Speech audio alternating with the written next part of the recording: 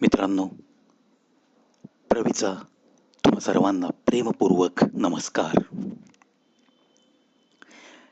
कवी प्रवीज शो हा माझा यूट्यूबवरचा स्वतःचा चॅनल, ज्याच्यावर मी तुमच्यासाठी माझ्या स्वतःच्या हिंदी कविता, मराठी कविता, हिंदी चित्रपट, त्यातल्या त्यात जुन्या चित्रपटांतील काही गीतं, काही गझल, त्यानंतर अंदाज शायराना, यामध्ये काही हिंदी चांगले विचार आणि शायरी. त्यानंतर मी एक सेगमेंट असा चालू केला ज्याच्यात इंग्लिश कोटेशन्स, गुड थॉट्स आणि सम मोटिवेशनल टिप्स, अशा पद्धतीनं हा चॅनल गेले 5.5 महिने आपल्या सेवेत यूट्यूबवर आहे. तुम्ही जे प्रेम देताय त्याच प्रेमाच्या जोरावर मी चालत राहणार आहे. आज खास आग्रहास्तव हा एक मराठी व्हिडिओ, खरी श्रीमंती.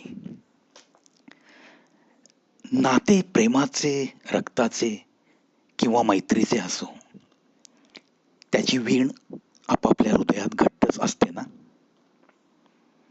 आपण एखाद्या नात्याच्या प्रेमात पडतो आणि तेच नाते आपल्याला जगण्यावर कसं प्रेम करावं हे पण शिकवून जातं. नाते सोपे करण्याचा मार्ग म्हणजे दुसऱ्याचा आत्मसन्मान जपणे. आपल्याला जो भेटेल त्याचा आपण आदर करणे, त्याला त्याचा एक माणूस म्हणून सन्मान देणे. आदर द्या आणि आदर मिळवा, प्रेम द्या आणि प्रेम मिळवा, हे इतकं सोपं गणित आहे. आणि हे गणित एकदा जमलं की माणसाला मग प्रेमाने, आनंदाने छान जगता येतं. पण होतं काय माहिती का मित्रांनो, की माणूस खोटी प्रतिष्ठा, काहीतरी स्वार्थ मनात ठेवून, छोट्या छोट्या गोष्टींवरचे मतभेद मनात ठेवून, एक कोणत्या तरी गोष्टीचा अहंकार, या सर्व गोष्टींची एक मोठी भिंत नात्याच्या आड रचतो आणि मग खऱ्या सुखाला पारखा होऊन जातो.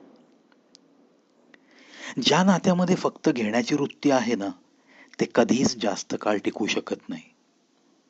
नातं कधीही फुलतं ते त्यागाने फुलतं, प्रेमाने, आणि बहरते ते विश्वासाने. श्वासा इतकीच गरज असते नाती गोती, आनंद दुःखाच्या प्रत्येक क्षणी सहभागी होण्यासाठी. नात्यात नेहमी एक सुवर्ण मध्य तुम्हाला सांभाळता यायला हवा. आपण पाहतो काही नाती प्रेमाची असून सुद्धा ती सोबत असल्यानंतर जीव गुदमरून टाकतात. इतके वेड्यासारखे प्रेम करतात की पुरते जगणेच जगडून टाकतात. आणि काही नाती अशी असतात, इतके तुसडेपणाने वागतात की मग प्रश्नच पडावा की हे जवळचं नातं आहे का माझं. मग अशा नात्यांपासनं माणूस अलिप्त राहायला लागतो. नातं हे मनापासूनच निर्माण करता आलं पाहिजे.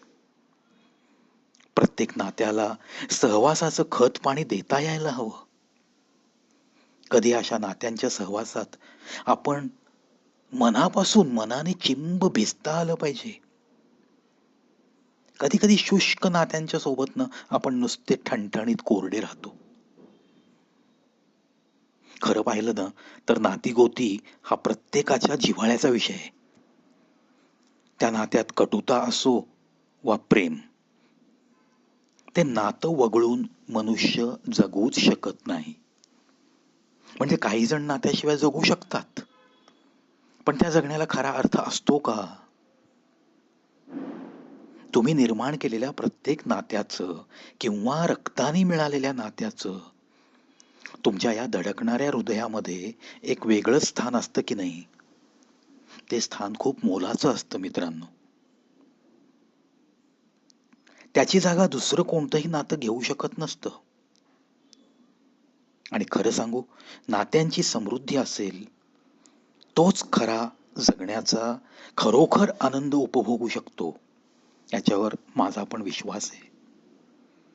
आणि मी तर म्हणतो, ज्याच्याकडं नात्यांची समृद्धी आहे, जो नाती टिकवू शकतो, ज्या व्यक्तीला त्याच्या नात्यांच्या मनामध्ये काही किंमत आहे, त्यांनी काही त्या मनामध्ये किंमत कमावलेली आहे, त्याच्याकडेच, अशा माणसाकडेच एक वेगळी श्रीमंती असते.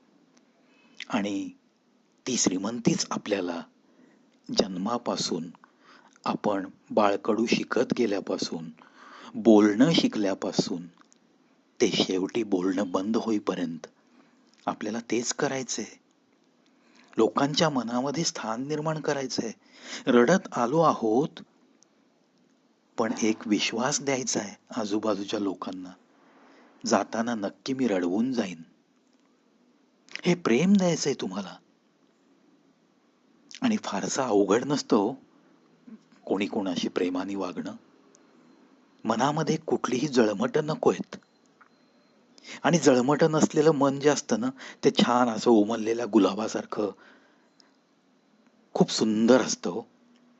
आणि मग अशा सुंदर मनामध्ये खूप छान श्रीमंती नांदत असते. त्या मनाला कोणालाही भेटलं ना, की आपलंसं करावंसं वाटतं.